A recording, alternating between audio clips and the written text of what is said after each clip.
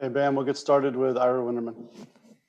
Bam, this is in many ways very similar to yesterday's game in Phoenix. You guys looked very good early, very good in the first quarter, had a lead, and then it sort of went downhill and the other way from there.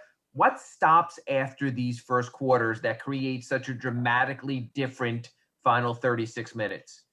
I don't know actually. Yeah.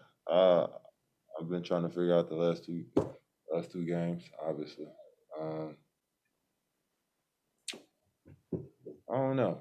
It's like we just let them back in the game.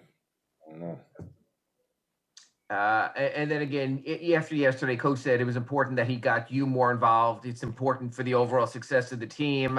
Was that something that you felt more part of it today, or was that you just trying to go out and be a little more aggressive? That was me just, put my head down. Coach is putting me in my spots, like he said before, and I was just trying to make plays. I had way too many turnovers. That's on me. And last question, Coach was asked his first question when he came out here today about your 28-27 record, and he basically said, like most coaches do, we are what our record says we are.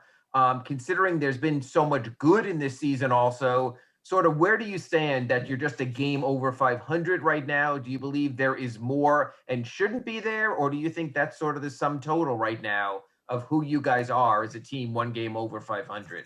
Thank you. I feel like we can be a better team. We still haven't put together a game of Miami Heat basketball for 48 minutes. And Thank you. I feel like when we start doing that, that's when we'll start, adding these wins up and getting further and further away from 500.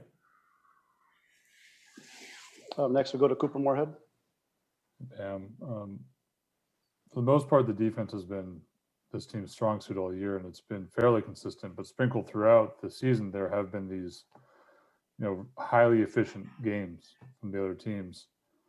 Other than them just hitting a ton of threes, is there anything you can put your finger on that when the other team is kind of going off like that it's the same thing in all those games, or has it been something different by the matchup?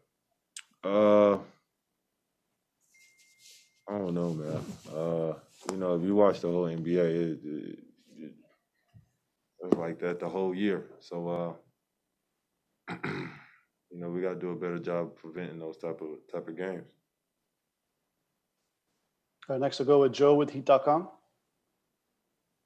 Hey, Bam, you and Trevor have shown good chemistry with each other. How's that process been getting acclimated to each other's games on the court? Real easy. One, because I hang with TA off the court. So, I get to pick his brain and I understand where his spots is on the court. And then two, just down-to-earth dude. And he listens when I got something to say. Whenever he got something to say, I listen. So we kind of just feed off of each other whenever we see something on the court. Thank you. Next, we'll go to Brady Hawk.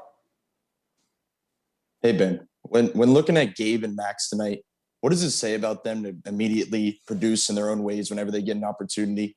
And how much of a spark do you think they can be down the line whenever spots open up like they did tonight? They can be tremendous for her. Obviously, Vincent's one of my best friends on the team. So I'm always biased towards Vincent. But his work ethic, their work ethic, and how they carry themselves. They carry themselves professional all the time, 24/7. They're in the gym early mornings and late nights. So when you see them out there producing, it's not just because they're just talented. It's because they work their butts off to, actually earn those minutes and actually produce. All right, Bam, that's it. Thank you. Black Lives Matter, people.